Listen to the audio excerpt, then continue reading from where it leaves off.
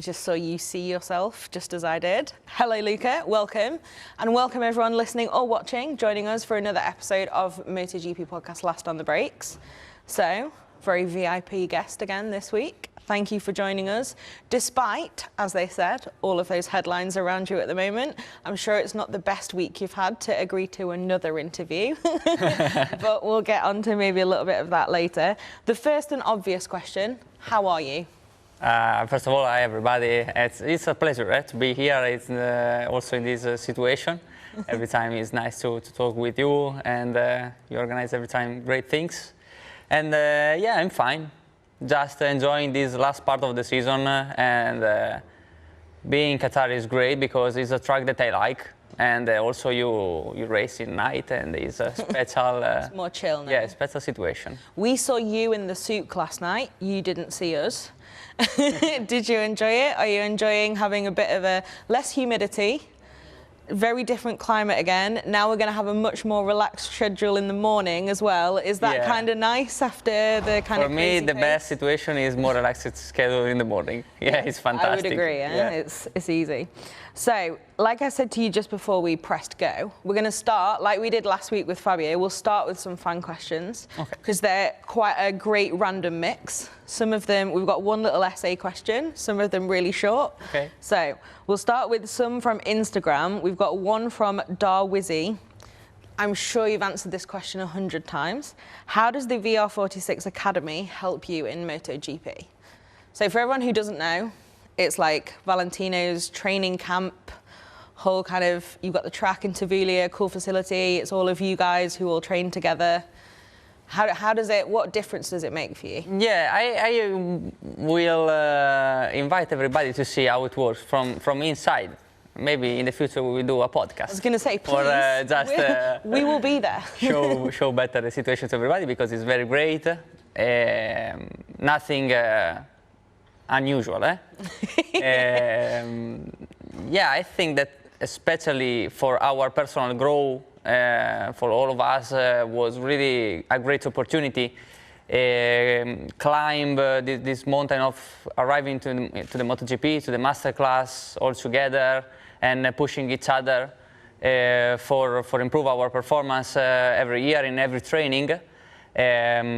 So the academy is giving us an opportunity, I think, first of all, and they are supporting us when we are at home and when we're training. I think we are very lucky because the organization that we have for the training is fantastic. Not only the ranch, but also when we go in Misano or when we go with the pocket bikes on Ovale or something like this.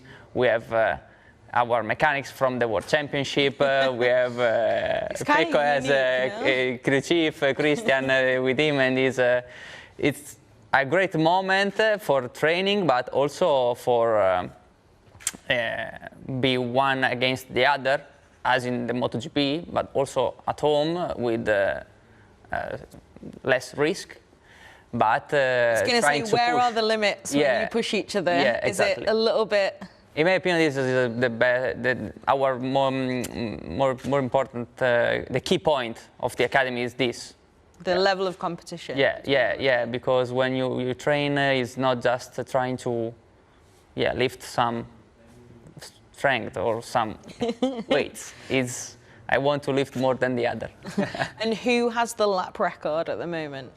Depends on the sport, on the discipline. For example, at the ranch, I'm the best. I thought that's why I asked. I was like, I think it's you. Yes, at the ranch, yeah. But for example, with Ovale, Celestino is unbeatable.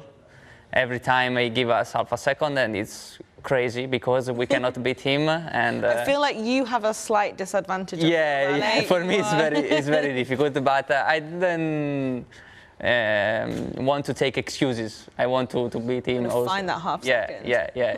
And depends. For example, in running, everybody is so fast, so strong, and. So you run it as well, like without bikes, you actually run it. I love it. Everything, just like, do you have leaderboards of all of them? No, sometimes. Also, I think we made a leaderboard of the simulation after the range. You know, when we have dinner all together, we stay there for spend and enjoy free time. We have also some challenges on the Still a little bit of with the competition. PlayStation. Yeah. Okay, we love it. Until you go to sleep, is every time at 100%. So the next one, very different question now, as I said, and we'll go back to some of training, academy, everything else. But from Ayumia, not sure how I'm pronouncing that. What's your taste in music? Taste in music. Caused some controversy last week with Fabio saying he wasn't a Taylor Swift fan. So be careful where you go. I heard something. Well, my relationship with music is quite personal because depends a lot on my feelings. Depends. I like every kind of music. I don't have any specific genre, especially because I like to listen depending on what I want to feel.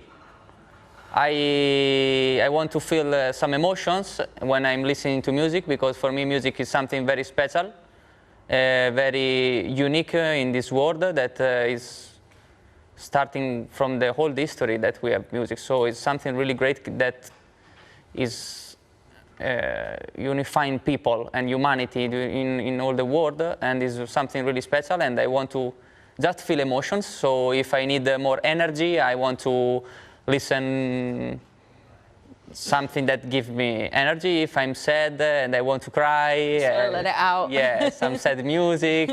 Or if I'm cleaning my home, just some lofi music, or just like nice relax. Background noise. Yeah, exactly. Okay, cool. Depends on the situation, and this is how I like to approach to I music. like that answer. It's deep immediately. Like, no, it's about the philosophy of the music.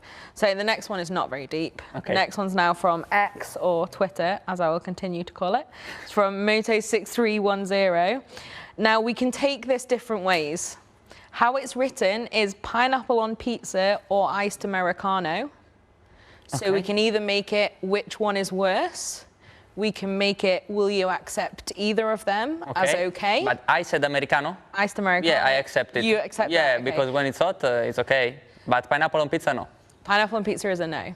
Really? Yeah, I that an heard that Italian- people that eat pineapple on pizza is good. I'm sorry. But No. from my country, it's impossible. I know, think. I feel like I'm committing a crime against Italy every time I do it. Yeah, but if it's you so like good. it, no pressure. Thanks, For I'll me, take keep that. going like this. Iced Americano, though, surely in the races we've just been in, it's nice to have the cold coffee. Yeah, exactly. Yeah. Yeah. Okay. So that's acceptable. So the next one is our longer question, but given the answer you gave about music, I think you're ready. Okay. From Cartialo Fly, maybe. I heard you were interested in astrophysics as a kid. And if you weren't a rider, you maybe would have studied archaeology or computer science. So can you share with us if there's anything in life now that you're super interested outside of racing? I think that I'm entering the world of personal growth, something like this, no? Okay. I'm reading books about this topic and looking for improving myself outside of the track, also inside, but try to be a better person, and that's it. This is now something that I'm looking for, with enjoying, with no pressure, and it's not like studying something. It's just try to find advices from the other people that have more experience on this. Cool. Topic. So what kind of thing, where do you think you can best improve then? I was thinking about this in these last weeks, trying to find in which area I was improving this season, because every year I feel a big improvement inside myself as a rider, and not only a rider. And I understood that now I felt much more the emotions. I'm crying a lot when I'm watching films. Really?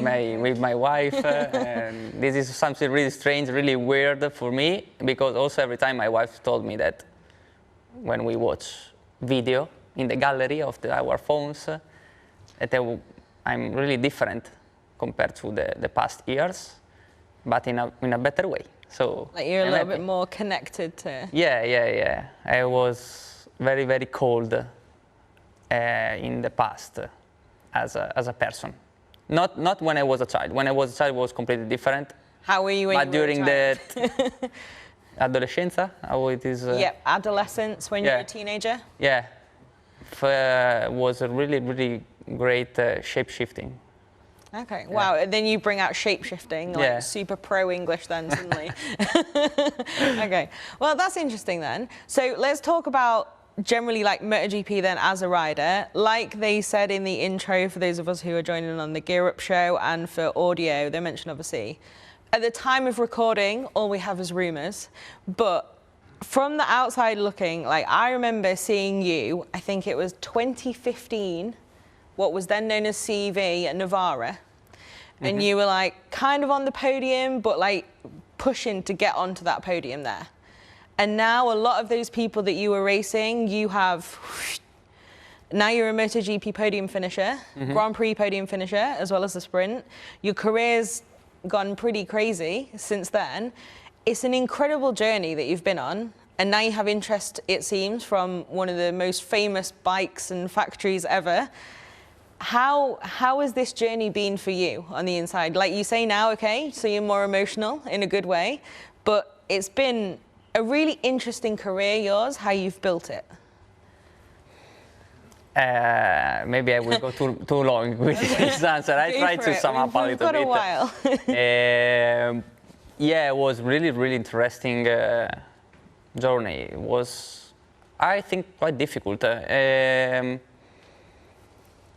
Many people every time think that being Vale brother is everything easier because you have open doors everywhere, but it's not so true. Yeah, sure that every time there are good things, good opportunities, but also on the other side I needed to work a lot on myself, by myself, and trust me, I give a lot from inside of me for arrive here for be a MotoGP rider and for achieve this kind of result. I was never happy, sincerely, in the past, trying for achieve more. And when I arrived to the MotoGP, I said, wow, this is amazing. And also, still, I'm not realizing very well that I'm a MotoGP rider. I remember that in Malaysia last week in Sepang, I was exiting from the pit lane and looked behind, and I saw Franco with all the livery of the Yamaha that is nice, is good, and I have a lot of memories of the blue of the Yamaha when I was a child, when I was in the garage with Vale. And I said in that moment exiting from the pit lane, wow, it's just an amazing feeling to be here. Just suddenly, I mean, it's not your rookie year. Yeah, every time is a little bit like this. I'm surprised to be here. Not that I didn't know that I could be here back, because I'm really feel that the potential and the talent and the speed that I have inside of me is a lot. There is so much to show, even more. But still, when you look around, it's just like, great. Wow. Yeah, like a child, like a rookie, and yeah, every time they are so good. The bikes, they are fantastic, and also when you look in the garage, you see a MotoGP bike. It's just a great feeling, and have the opportunity to ride it and to push the bike at 100% in the track is just amazing. And we, as riders, we had to don't forget this, because we are very lucky. I was going to say, it feels very refreshing that you're still like, oh, even just going out of pit lane. Yeah. But yeah, so everyone always says your method of working is like super methodical. And I feel like we can see that, like you've always been in steps and stuff. Yes. How does it work for you in the garage? Because you're also an interesting team where on the other side of the box, it feels like kind of the opposite. And at some point, something will just click and then Bez is away. But you're always like the one making those steps, working in a really kind of, I don't know, yeah, steps is the way of saying it. Is that your approach to just fit those things together, and how does it help you kind of make those steps forward? Yeah, I think that is part of myself also outside of the track. I want to work like this also in if all you're the other reading stuff. those books about personal growth and stuff, it seems like you have your approach in life. Kind of. Yeah, exactly. I try to do my best every time that I need to do something. Also here in the podcast. It's going very well so far. Thank you. And also I think that I learn many things from my brother when I was young and just sit down beside Vale and his engineers, try to listen his feedbacks and how it works, how he worked. Was really a good experience that transmit me a lot of things that I try to use it also when I'm talking with my engineers. Okay, just like being around that and seeing like how it's done almost. Yeah, it was nice. I think that Vale was one of the strongest on this kind of method inside of the garage. He had an incredible talent, incredible speed. He is sure the goat of our sport, but also the work outside of the track was in the garage was amazing. Well, what you said before about like being Valentino's brother, maybe some people think that gives you a lot of things. You say obviously you've had to put in quite a lot of work yourself. That must be a little bit of a strange situation, because it's like, obviously, yeah, there are some positives there. It's also, I don't know, like finding your own identity, I guess. Do you feel like you're kind of doing that now, or has that never really bothered you? No, sincerely, I think that I have my personal identity also now. So I'm not looking for something strange. No, I don't mean that. I just mean like it's because, like you said, like the god of our sport is such a huge figure. Yeah, but for everybody it's a difficult figure to. I can imagine. It's not just for me, but I have the pleasure to be his brother, so share with him all the good stuff. Great, results, emotions, moments of his beautiful career. Also, when I was a child, just great. Trying to be on my personal, follow my path, but with nothing strange. Just be myself, and I like in the situation that I am. Well, we like it too. It's good. And so obviously now he's kind of, I don't know, do you see him also as a boss now? Yeah, sometimes yes. When he starts like to look at you in a serious way, you know that you are talking with the boss, not with your brother. Okay, we love that. Because your team as well, it seems pretty, obviously you've been there a little while. It's been a journey. It's not just like suddenly MotoGP, UK, everything is new. But it all seems to work so well. And how is it kind of within the box and kind of day to day? Because like you said, there's so many people who you also train with the academy. What's the vibe here in MotoGP with you guys? With the team? Yeah. The vibe. The mood. Yeah. Is it like, is there a real difference between academy training and then when you get here and then everyone's like serious face on? Or do you still try I don't think so. We are very serious also at home. Wow, okay. It's all about that competition. No, this is a good one, because also when I spoke with Miguel Oliveira last week, or I don't remember when, and he said that when he come at the ranch, he said too much pressure. Really? Yeah, because he felt that the situation is like a MotoGP weekend. It's not so easy to have to enjoy, because it's pushing every time.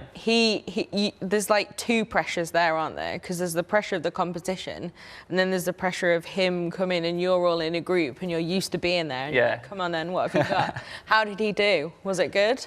Were you impressed? Yeah, but every rider and also guests that come at the ranch, they do the best. They do a good job. Who's been the best guest at the ranch so far to an academy session?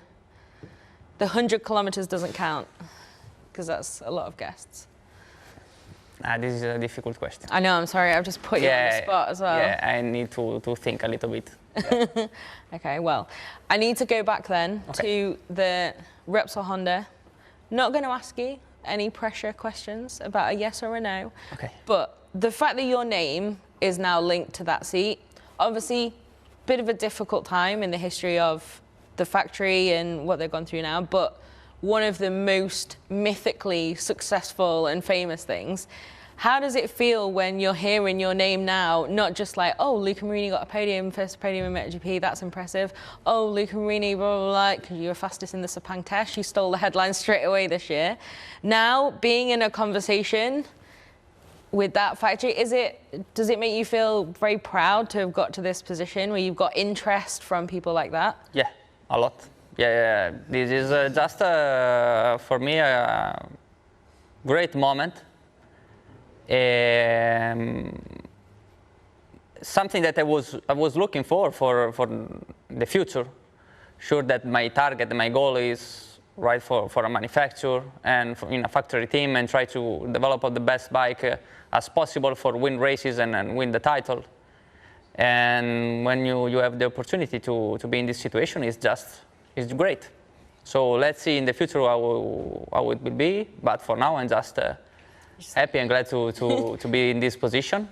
So you said, it's interesting, you said develop a bike as well. Is that something that really interests you? Because now you've got a fantastic bike, one of the best ever made for racing, but it is an interesting one there's 8 of you on more or less the same bike. Obviously, you've got the 22. Mm-hmm. But does that interest you then in general in future, like really being like the lead role or one of the biggest voices in developing and that kind of journey? Yes. Yeah. I think that I can be. Yes. Yeah, I can be that kind of rider. Yeah. Yeah. What is it, do you think, that makes you a good fit for that? Just the approach and the understanding and... Yeah, but also apart the speed and the talent and. Of course, I'm not trying to say, well, you're slow. Yeah, but every MotoGP rider is so fast and so fantastic. I think I have a very good sensitivity on the bike, and I can share my feedbacks very well to the engineers. And every time that also with Gigi, with all the Ducati engineers, also I'm trying to do my best in these years for trying to give. One more feedback, one more things that maybe they can help us and them also to develop a best bike. So just try to work everybody together for achieve the same target.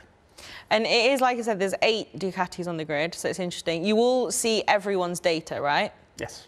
So. But there is not so much time for compare everybody now in this new format. You have to choose 1 or 2. So do you ever go back? So if in like December, if you have a week off, will you ever be like, actually, I'm going to look at Pecco's data from Germany? Or are you not that into it? In December? Yeah. No, in December I would like to. If you can't look at it at the time, then it's just like, okay, we move on. No, I think it's good, it's great, but also you need some time for switch off. Yeah. Relax and prepare better yourself for the next season. But sure that if they give me a PC, I will look, maybe not every day, but sure every week. Every now and then. Yeah, I like to study when I'm at home. I think that this can be also the future for a rider arriving in a GP more prepared than now. Like literally like studying the data? Yeah, or just have meetings before also the GP, as also the engineer do, because it's every time more with less time.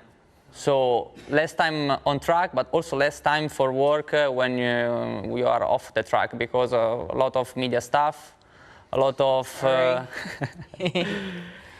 It's Paul's fault every time.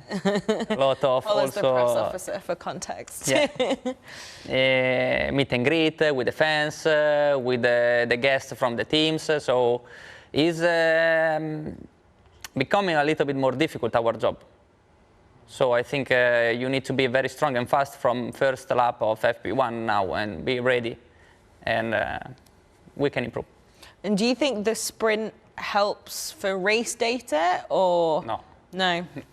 Yeah, finally, we try to achieve a good result, for example, a podium or a victory also in the sprint, because it's very important, and also try to use the sprint in the best way for prepare the Sunday race.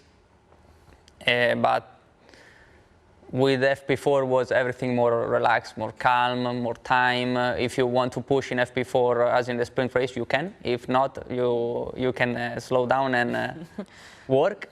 While now you need to be at 100% already on Saturday and be prepared to do your best performance. So we adapt to this kind of format, and finally I think it worked well, because the sprint races are every time you can have fun in the sprint race, and also it's a great show for the people, and this is a good direction in my opinion. So for someone with your kind of approach, is it, do you think, a bigger challenge than for some other riders to like hit go time immediately? When? Like with the sprint, and like you say, you have to immediately be like on it. With your approach of putting everything together, no? No. I mean, in the results, it doesn't seem like it is. No, in fact. It's really but every time I'm really fast on Friday also. Sometimes happen that in Friday I'm faster than Saturday, so. Why? What happens? I don't know. Yeah, I have this kind of method, but also I'm very fast and I learn things very fast, and I can be ready very soon. It's kind of interesting this year when we announced the sprint, and then everyone's like, oh, this rider, they're going to be great, and these riders are going to be terrible. Actually, there's been a lot of people have adapted super quick. The sprint seems like it's been quite a success. Do you enjoy racing twice, or are you like, no, give me my data time? If we could give you like Thursday as data day, would you then be like, oh no, yeah, the two chances to see the lights go out is good? It's difficult. It's difficult. I think that at the end we need to do our best with the format that the organization will choose. Now we have this, and I hope that works for the fans, for all the TVs, because we need to more popularity, more fans, because I think that our sport is really like a jewel, and we need to enjoy it, to bring our passion outside of also only motorsport fans, but to everybody, as in the past.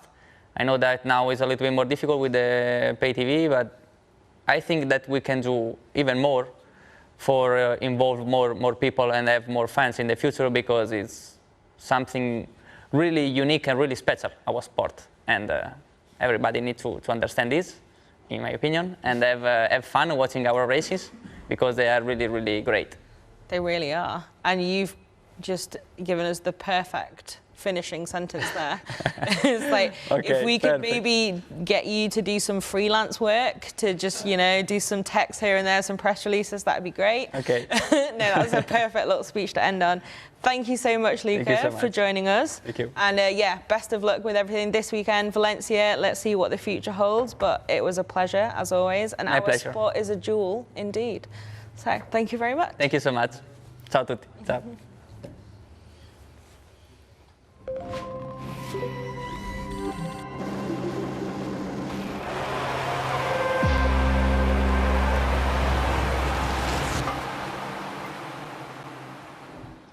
There we go then. Great to hear from Luca Marini, as insightful as ever he is.